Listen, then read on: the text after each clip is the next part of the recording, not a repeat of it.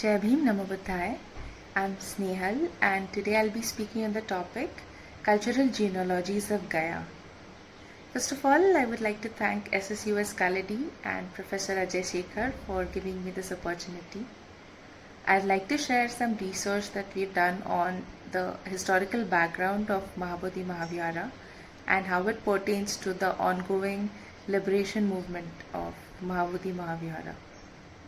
So without further ado, let's begin.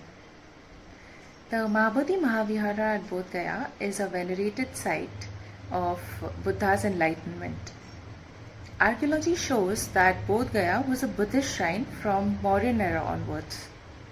Emperor Ashoka is traditionally credited with building the first monastery at the Bodh Gaya site. Ashoka's 13th major rock edict even calls this site Sambodhi, which means complete enlightenment, and it reflects its sanctity.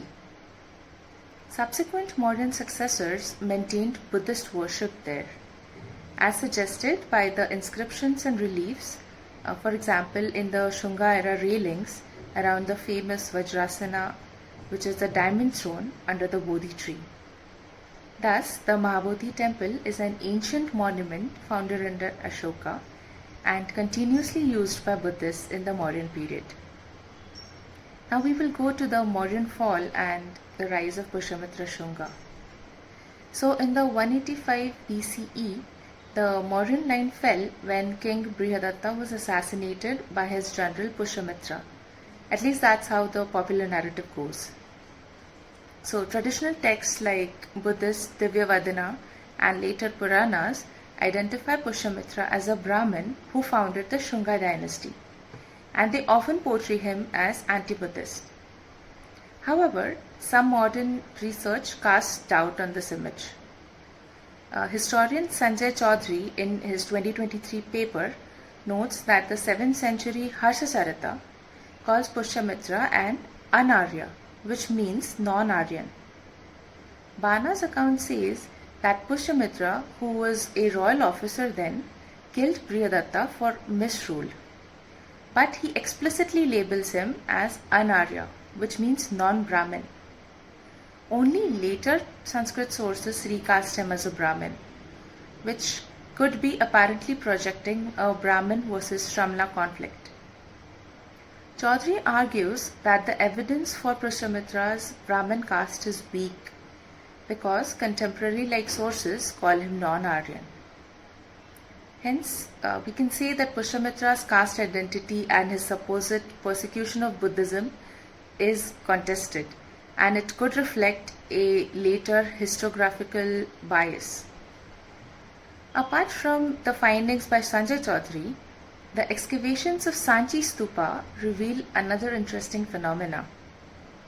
So the Maurya Shunga era iconography in Sanchi is a unique amalgamation of incorporating Middle Eastern Iranian motifs and Persian mythical beasts such as Chimera Griffin, along with Buddhist art, which is also interestingly absent in the later periods after the Shunga dynasty. So this indicates a strong possibility of a Persian lineage of Shungas. And even with a lack of corroborative evidence, Shunga could be an aberration of Shugnan, which is an Indo-Iranian linguistic group which is native to present-day Afghanistan. And even though all this is considered far-fetched now, I think it will be a worthwhile research. So moving on to King Shashanka of the 7th century. In the 7th century CE, the Gauda king Shashanka, he appears in Bengali tradition as a zealous quote-unquote Shaivite. The Chinese pilgrim Xuanzang, who visited India in the 6th century, he recorded the Bodh Gaya temple was then ruined and the Bodhi tree was cut down, which were acts attributed to King Shashanka. Fayan, who was another Chinese pilgrim, in his 5th century pilgrimage account, by contrast, describes a flourishing Mahabodhi shrine under the later Guptas. There are Sri Lankan chronicles which blame Shashanka with uprooting the sacred tree and persecuting Buddhist monks. Meanwhile, Wanseng remains the single original source for all subsequent narratives about King Shashanka's campaign against Buddhism. He describes the king as a heretic, and many South Asian historians hastily concluded that Shashanka's heretical belief was Saivism. Now, interestingly, Wanseng in approximately 639 CE saw 20 viharas in Pundravardhana, 30 in Samtata, and 10 in Tamralipta, inhabited by thousands of monks. Despite the pronounced hostility of Shashanka towards Buddhism, these institutions continue to flourish within his domain. Winsong does not report any visible damage to these monasteries by Shashanka. In the reports by Fahen, we see another sect influenced by Devdatta, who we all know was the cousin of Shakyamuni Buddha, who had plotted and worked against him most of his lifetime. We also find evidence supporting that Shashanka could be a follower of the Devdatta school or the sect, if it can be called that for simplicity. So in all probability, the destruction of the Bodhi tree could be a way to show his allegiance to the Devdatta sect as an act of venerating Devdatta instead of Shakyamuni Buddha. So I feel the retrospective labeling of history to prove this antiquity of Brahmanism, it seems dangerously inconspicuous, and it will affect the nuanced understanding of socio-political functioning of these times. Next we can move on to Sariputta, who was the abbot of the Mahabodhi Mahavihara as recorded. So in the intervening centuries, the Mahabodhi sanctuary changed hands. By the 12th century, Hindu Sena princes held Bengal, and the Buddhist structures were either neglected or destroyed. According to tradition, the last recorded Buddhist Mahathera of the Mahabodhi temple was the monk named Sariputta. He left India in the 15th century and he went to Nepal and he died there. After Sariputta's departure, the monastery effectively fell out of Buddhist use. Over the following centuries, a nearby Hindu monastery, Gosain Mutt, began to control the precinct. In short, by the later medieval period, the Bodh Gaya shrine was largely abandoned, and Hindu mendicants claimed the responsibility of this site. Next, we can move to the 16th and 18th century, where we talk about Ghamandigiri and how the encroachment was done of the Mahabodhi Mahavihara. So, by the 16th century of the 16th century, the Mahabodhi temple ruins were overgrown, and around 1590 AD, a Shaiva ascetic, Ghamandigiri, arrived at Bodh Gaya and established a mutt there. Jadunath Sarkar notes that the Bodh Gaya temple was standing in a broken and neglected condition, where a Dasnami named Ghamandigiri came there and established his Shaiva mutt near it. Thus, the place was rescued from total desolation and it became a safe center for pilgrimage. The temple was repaired from time to time with his help. So, Ghamandigiri and his order essentially became the shrine's custodians, which was a quote-unquote Hindu institution. In subsequent years, the Mahant of this mutt became de facto owner of the temple lands. By the 18th and 19th centuries, the Bodh Gaya site was completely under the charge of a local Brahmin priest connected to that mutt, who drew income from the pilgrims. And this situation persisted into the British period. When the Bengal presidency under the British surveyed Bihar in the 19th century, the Mahabodhi site drew antiquarian interest. Francis Buchanan Hamilton, in his 1811-12 survey, notes that Bodh Gaya, which was then called the Magadha Bodh Gaya, records local legends. The villagers told Buchanan that the original statue in the temple had been made of gold and had been destroyed by the Muslims. Buchanan also reported that Burmese pilgrims visited the site then. Notably, he mentioned that around 1810, a Burmese monk had converted one of the Giri priests back to Buddhism and prompting some revival of the worship.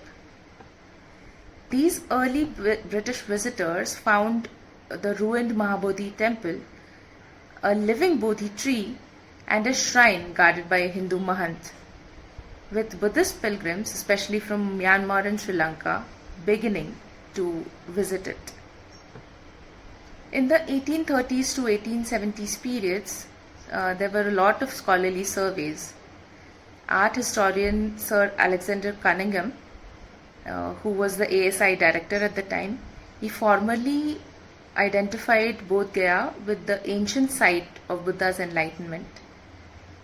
And Cunningham's team with J.D. Belger began excavations in 1878-79. They uncovered a brick Vajrasana slab and remnants of shrines beneath the later temple foundations. Their work confirmed that an older shrine, which was a 3rd century BC Mauryan shrine, once enclosed the Bodhi tree. By the late 19th century, the British recognized Bodh Gaya as a major archaeological site. In 1879, the British poet Edwin Arnold published the book Light of Asia, which was a popular epic poem narrating the Buddha's life. Arnold's vivid portrayal helped spark global awareness of Buddhism and the pilgrimage sites like Bodh Gaya. Arnold himself travelled to India and he visited Bodh Gaya in 1886. Alarmed by the temple's dilapidation and the control of a Hindu priest, he wrote articles and letters drawing international attention to its plight. Under guidance from Buddhist teachers like Sri Sumangala Thera of Sri Lanka, Arnold began advocating publicly that the Mahabodhi temple be restored and returned to its Buddhist stewardship. His activism galvanized other Buddhists, especially the Sri Lankan and Burmese donors, to support renovations in the 19th century. In the period of 1885 to 1887, Burmese donors even sponsored significant repairs to the temple and the enclosure walls. The decisive modern movement began with Anagarika Dhammapala. So, he was a Sri Lankan Buddhist reformer. He visited Bodh Gaya on a pilgrimage in 1891. He later recalled that he was shocked to find the shrine run by a Saivite priest and the Buddha statue transformed into a Hindu icon, and Buddhists were largely barred from the ritual. In response, Dhammapala founded the Mahabodhi Society in 1891. It was explicitly to restore the Mahabodhi temple at Bodh Gaya to Buddhist control completely.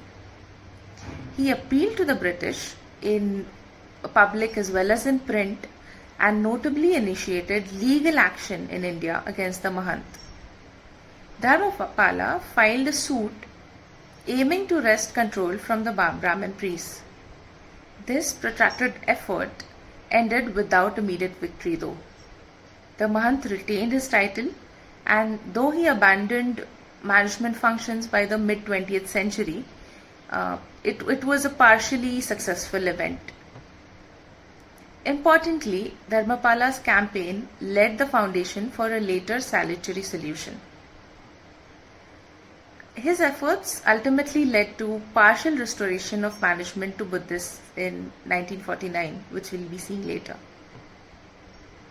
So after India's independence, the Bihar state government legislated a compromise. The Bodh Gaya Temple Act 1949 was enacted to provide for the better management of the Bodh Gaya temple and the properties appertaining thereto. The act dissolved the Mahant's sole authority and established a new Bodh Gaya Temple Management Act committee. The 9 members of BTMC include the District Magistrate of Gaya as an ex officio chair, plus 4 Buddhists and 4 Hindus. But here, if the DM is not a Hindu must be appointed that chair. So it is essentially 4 Buddhists and 5 Hindus in the committee. The act was touted as an administrative measure to ensure preservation and harmony. But Buddhists immediately criticized it. They had expected the historically Buddhist site to be managed completely by Buddhists. Instead, the 1949 Act law enshrined a joint Hindu-Buddhist committee with Hindu preeminence.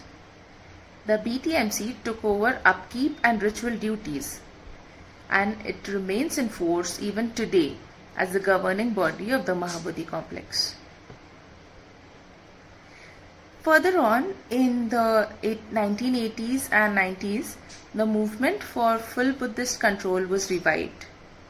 Among the leaders were Bhante Surai Sasai, a Japanese-born monk who took Indian citizenship. Sasai has publicly campaigned that Buddha Gaya should be managed completely by Buddhists, just as Hindu temples are by Hindus. He became one of the foremost voices demanding the repeal of the 1949 Act. For decades, he organized pilgrim campaigns and press appeals for Buddhist rights at the shrine. Similarly, Akash Lama, who is an Indian Buddhist monk from Himachal, became a vocal activist in the 2010s.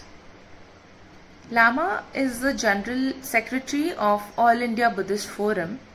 He held meetings and wrote articles insisting that the control of Bodh Gaya's Mahabodhi temple be placed exclusively in Buddhist hands. These leaders helped keep the issue in public view and have mobilized young monks, even as earlier reformers like Dharmapala had done with international Buddhist networks. Now we move on to the current day. Tensions over management came to a head in early 2025. Starting 12th February 2025, scores of Buddhist monks and lay followers launched massive protests at Bodh Gaya temple, demanding repeal of the BT Act and sole Buddhist control of the temple. Monks set up hunger strikes outside the shrine. By late February, reports noted the protest entering its second week. Demonstrators carried signs calling the act discriminatory and insisted that a sacred Buddhist heritage site should be run by Buddhists alone. These protests were not confined to Bihar. Buddhist organizations in many states, from Ladakh, Kerala, Bihar, Maharashtra, Rajasthan, MP, held solidarity rallies, underscoring nationwide support. Protest leaders like Akash Lama publicly stated the movement's goal: exclusive Buddhist governance and removal of the Brahmin priest control. The 1949 Act's provisions, which crucially state that the district magistrate should always be a Hindu officer and chair the committee, and that the Hindus and Buddhists share a 1:1 seat, it became symbol of the injustice. In short, Buddhist activists have framed the act as a remaining relic of colonial compromise that needs to be overturned to restore their fundamental rights. There are critics who argue that the Bodh Gaya Temple Act violates Indian Constitution. The Article 26C guarantees that every religious denomination shall have the right to manage its own affairs in matters of religion. By that standard, most committees manage their own temples. Yet, the BT Act explicitly prevents Buddhists from having sole authority over the Mahabodhi Mahavihara. And there was one analysis which noted that Act 26 grants religious communities the right to administer their institutions. and that the Act 1949 denies Buddhists exclusive control over their own sacred temple. Similarly, Act 2025, Article 25(1) guarantees the freedom to profess, practice and propagate religion. Buddhists assert this implies they should be able to maintain their holiest site unobstructed. The Act's composition also raises equality concerns. Article 14 mandates equality before law, but the BTMC structure reserves permanent leadership to Hindus. In effect, it treats Buddhists differently from, say, Hindu temple goers who generally control their own sites. Many Buddhist petitioners thus argue that the law unlawfully discriminates on a religious basis and infringes their fundamental rights. To date, the Buddhists have been calling for amendments to repeal the BT Act 1949 on these constitutional grounds. Now, there are some duties of lay people and monks in Buddhism. So, one of those duties is pertaining to the holy sites like Bodh Gaya. So, in the Samanta Pasadika, which is a commentary on the Vinaya Pitaka by Buddha Ghosh, he elaborates on the importance of protecting these sacred sites, including Bodh Gaya. This commentary builds on the Vinaya rules found in the Kulavagga, interpreting them to emphasize the role of kings, monastics, and laities in ensuring the sanctity of places like Vajrasana, which is the diamond throne, and the Bodhi tree. In the Chaityavata Khandaka, there is a sutta which mentions that kings, out of faith in the monastic community, protect the stupas and the sacred sites. The Kulavagga also lays down regulations for monks regarding the preservation and reverence of sacred places connected to the Buddha. It discusses the necessity of preventing damage to these sites, ensuring that they are not misused, defiled, or destroyed. Thank you for listening to this talk, and I'm sure that all of us will be trying our best to participate and to raise our voices for the liberation of the Mahabodhi Mahavihara. Thank you. Jai Bhim, Namo Buddhaya.